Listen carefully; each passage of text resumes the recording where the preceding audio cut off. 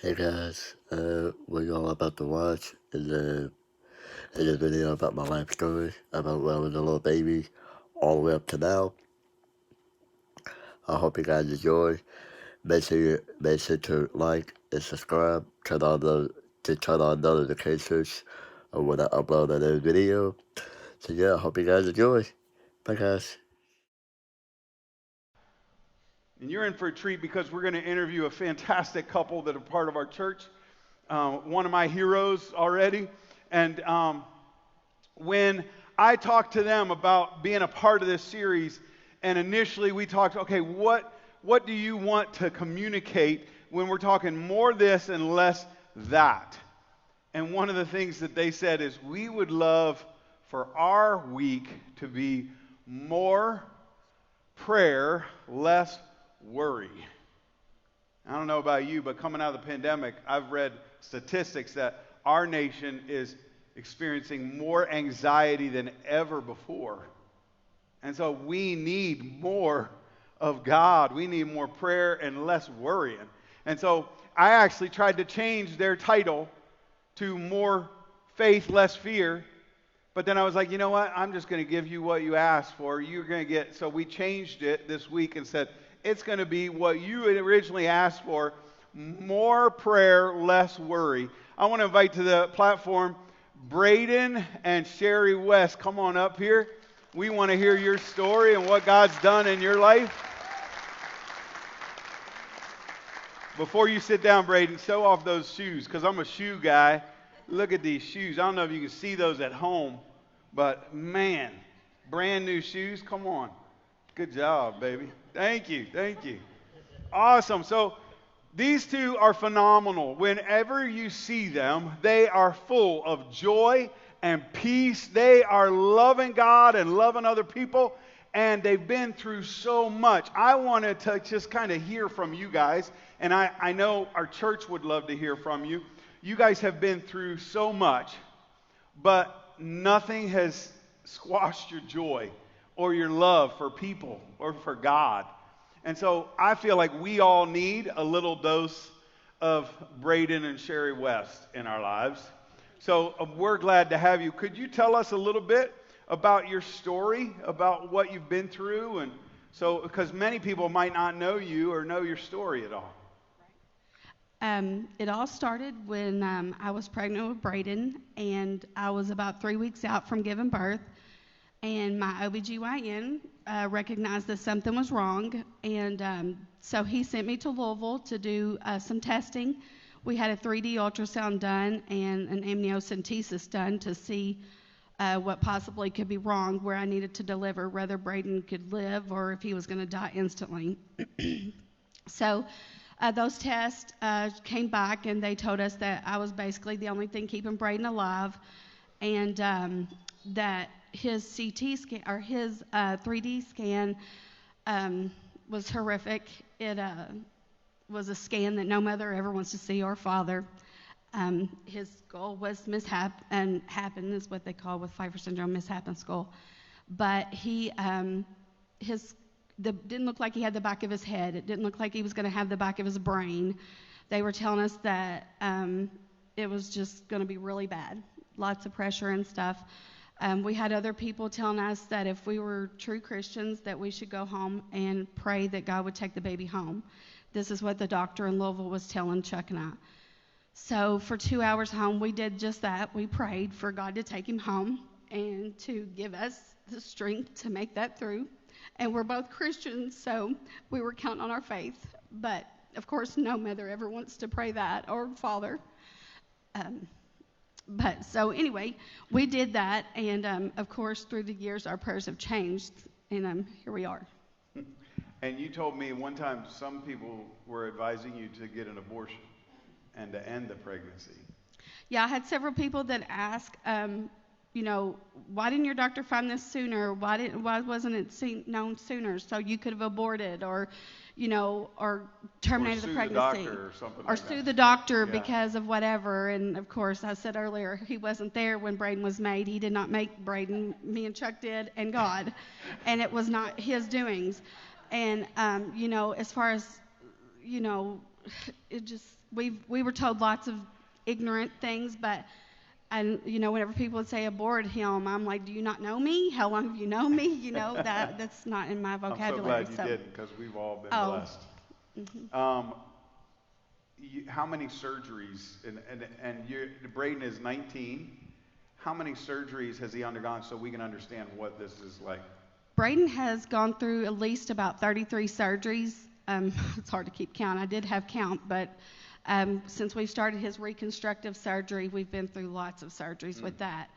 And so, but around 33 surgeries, and I can't think of maybe 5 of them that weren't really life-threatening surgeries. So. Wow, that's amazing. Braden, you're a miracle, buddy.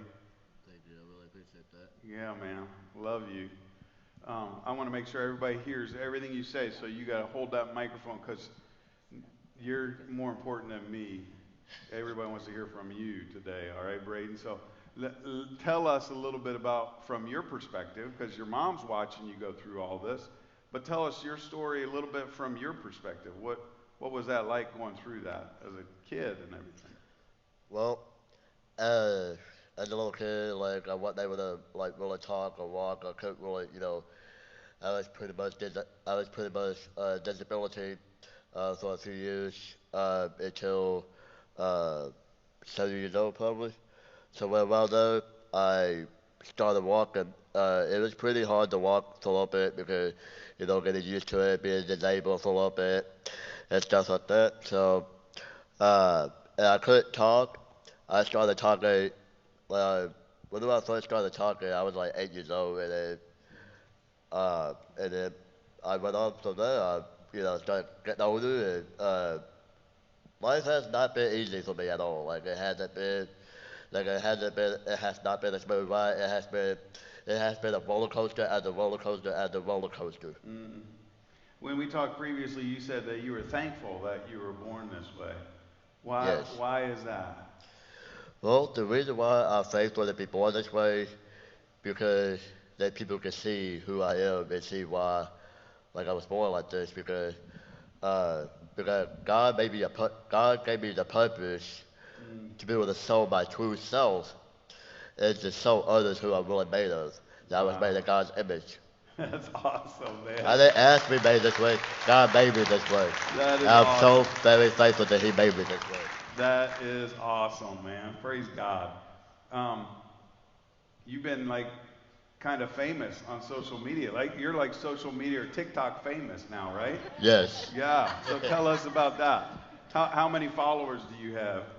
I got 25.2K followers on there. So I'm pretty much famous on there.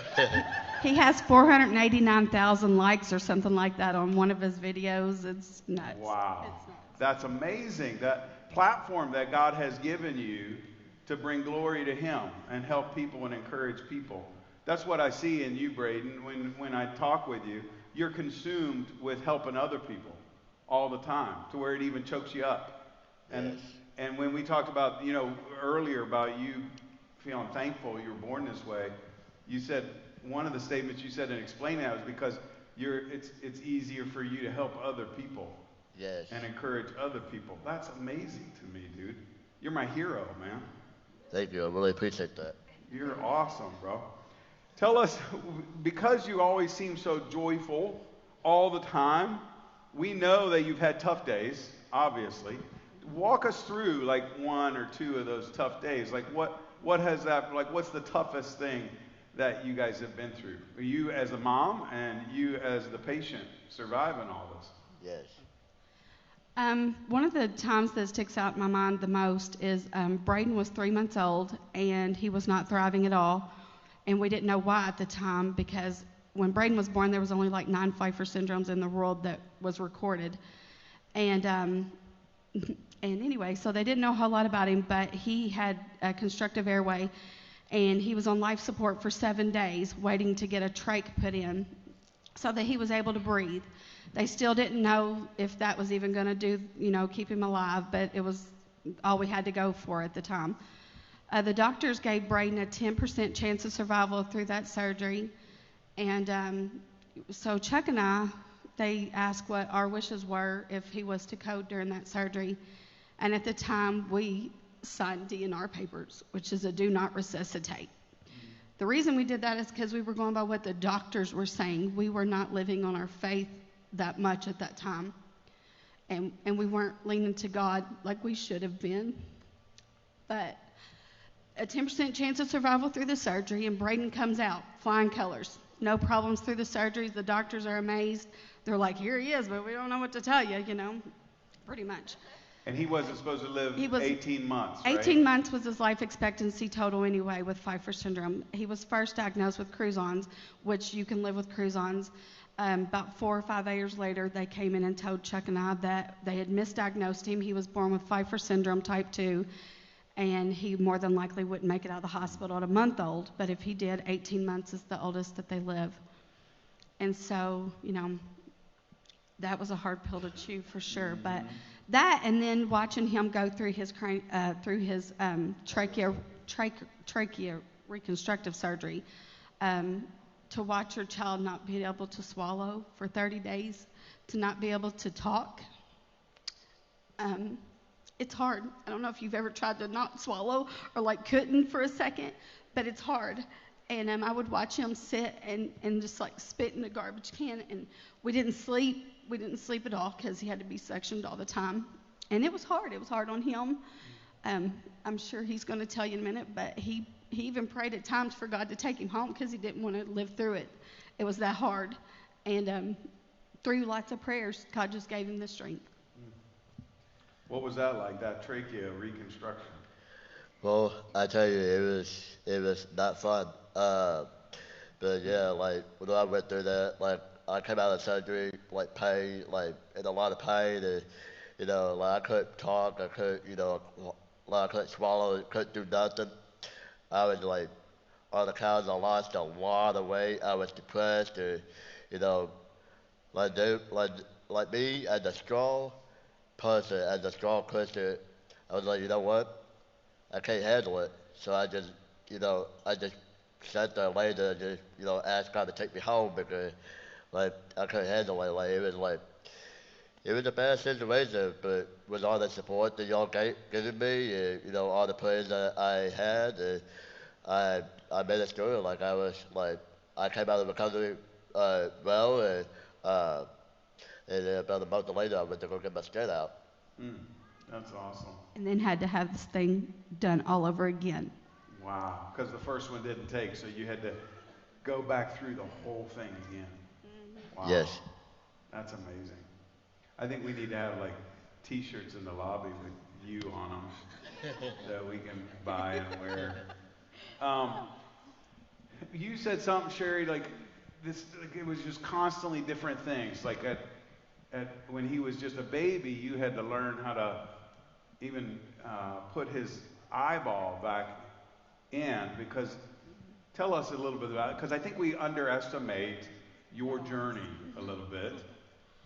When Braden was a baby and he would get mad, he would rub his eyes. One of the pictures that I sent shows him rub his eye, but he popped his eye out one time, and so I had to call 911 because I didn't know what to do. And I called 911, and I'm like, oh my gosh, my baby's eyes came out. I need somebody quick.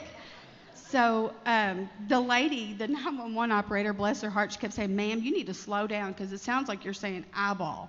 I said, no, I'm serious. His eyeball's out. Get someone here now. And so I said, hold on a second. So I put the phone down, and I went and washed my hands real quick, and I came back in there, and I knelt down to Braden, and I just cupped my hand and just popped his eye back in. Went back to the phone, and I said, I still need an ambulance, but I've got his eye back in. And this poor lady, and I later met her. I didn't tell you that. I later met her. Wow. Anyway, so the ambulance drivers get there, and they're like, ma'am, please tell me you're saying elbow. But, we've been through a lot. And at 6, he nearly died.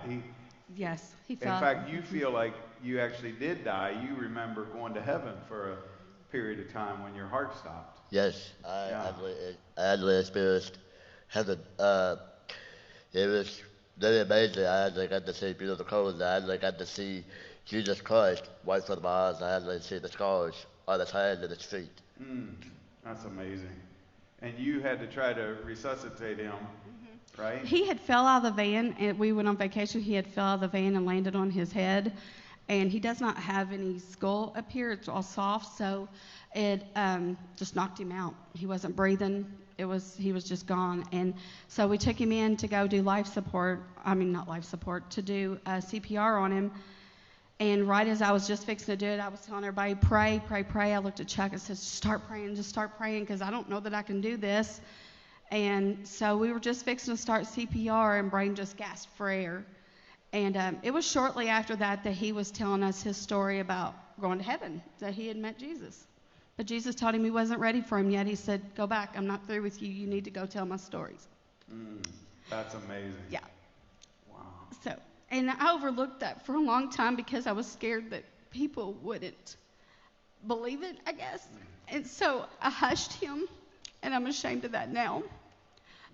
But I truly believe now that he did, because God is so good to him, and he has such a relationship with God. So that's not fair. You've already seen Jesus. Yeah, I already met him. I know. Wow. I know. I was just telling Chuck that last night. I said, Chuck, can you believe that one of our kids has seen Jesus' face? We should never yell in this house. We should never fight. We should be the perfect family, because God is watching us closely, probably, Tell us a little bit. Obviously that's got to produce a lot of anxiety. And as all of us kind of grapple with our own stories of anxiety, I think all of us in the room are thinking our anxiety is really nothing, But tell us how you cope with all that. What are some tips for us about coping with anxiety? How do you do that? But what I do is that, if I get anxiety, sometimes, there was this one time I went down to Florida, and I was on the plane, and I was trying to, get it hard, and, trying to think it all that stuff. And, You had an anxiety attack yes, on I the did. plane. Yes, on the plane. I actually had an anxiety attack. Next to his mama that just got through an anxiety attack and got myself calm. And then I look over, and Braden's like, Mom, I don't feel so good. I'm looking at Chuck going, somebody help us off this plane. Yep, that's true. Oh, my gosh, it was awful. It was awful. Part of that makes me feel good about myself because I get anxious on planes. And after all that you've been through, your anxiety attack comes on a plane. I feel better now, not by myself. But And he flies with Stuart Snow all the time. I'm he flies with Stuart Snow. Really? Stuart flies a little plane. You and can't does tell crazy us that you things. have Yeah. anxiety. Well, with Stuart, I'm not really worried about him because he knows what he's doing. Yeah. On the big airplane, you don't know really what they're going to do, but with Stuart, I'm right next to him, so I can just, pat him on the shoulder, but chill out. I flew with Stuart once. In his little plane, and I think I might have seen Jesus.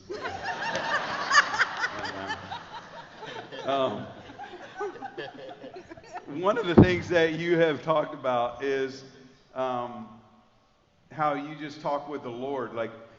You mentioned something one time when you were telling me about your trachea reconstruction. You said that you couldn't talk to people, but you could talk to God. So you weren't able to talk for 30 days, and then you had to do it again. Is prayer a major part of how you cope with anxiety? Yes, it really is. Yeah. Just pray every day. If you're going through anxiety, just pray, and God will take it away like that. And you mentioned something, Sherry, that you said that one of your friends is going through cancer, and God was using him in that too, right? Yes. A friend of mine's going through cancer right now, and she texted me and said, never did I dream that, I prayed for Braden all these years, and now here he is texting me and telling me that he's praying for me and just uplifting me. And she said he's really given me the strength to help get through this. So that's touching as a mom to know that he's reaching out to others and not being noticed for it. Nothing he does wants to be noticed. The only reason he's up here is not for glory, for you guys, for anybody to feel sorry for him. It's all because he wants to make God happy and to tell his story. That's awesome. And he would do it all again. That's awesome. All again. That's the reason why I love you, to make God happy. And your friend said that he texts her or calls her every day to pray with her and encourage her. That's amazing.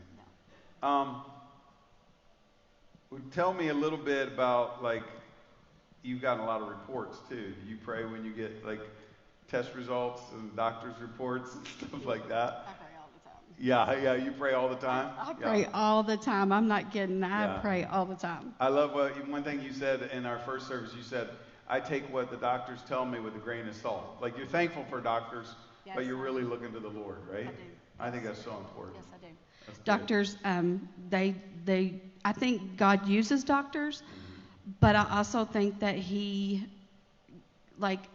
expects us to depend on Him for answers. Yeah. You know, and so I do. I take everything they say with a grain of salt and just, pray about it. That's good. So one last tip for the church. What would that be? If you had one last thing to say, I know that's a lot of pressure to boil down all that you have, that God has given you. What would you guys each say for us to learn? I just say that if you don't have God in your heart, I pray for you, because if you ever do go through a hard time, I just don't see how you could ever make it through it. And they say that God will not, if God brings you to it, He'll bring you through it. And I believe that. And, I'm not the perfect Christian. I don't claim to be. Anyone that knows me knows that. But I do believe in God, and I pray, and He helps us. I mean, if not, there's no way. 19 years, I love you, Braden, but it's been hard, and I'm not going to lie. And Chuck can say the same thing. It's been really rough, but it's worth it, especially to see him get up here and give his testimony and give praise is just so humbling as a mom. And That's yeah. good. Awesome. Braden, what do you have to say? I mean, like my mom said, gosh, I really don't know, but yeah, like she said, do it strong, do it as strong, believe in God, like, say to this kid, if you all were, going through something, and, didn't know what to do, turn your life upon Him, our God, right there, we are here for a purpose, and He put us all here so that we can all worship our Lord Almighty God. And it's just crazy. Mm-hmm. Crazy. You're telling people to place when they're going through struggles, just give them over to God. Yes, that's exactly what it is. Yeah, turn those over to Him and give Him glory.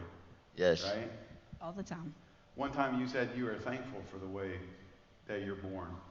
Right? Yes, I am absolutely thankful for the way how I am. Why is that?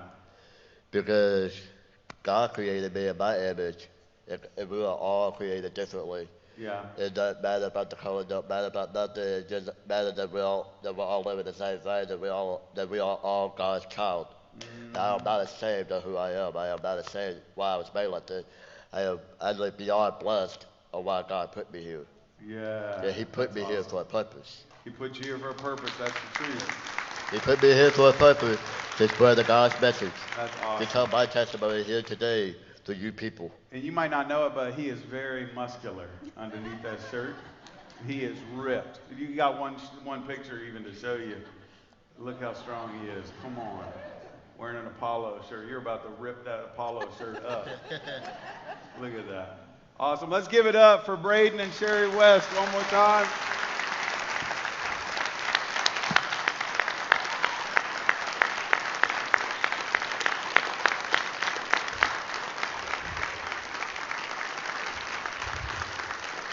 Love you guys. Awesome job. They're so glad.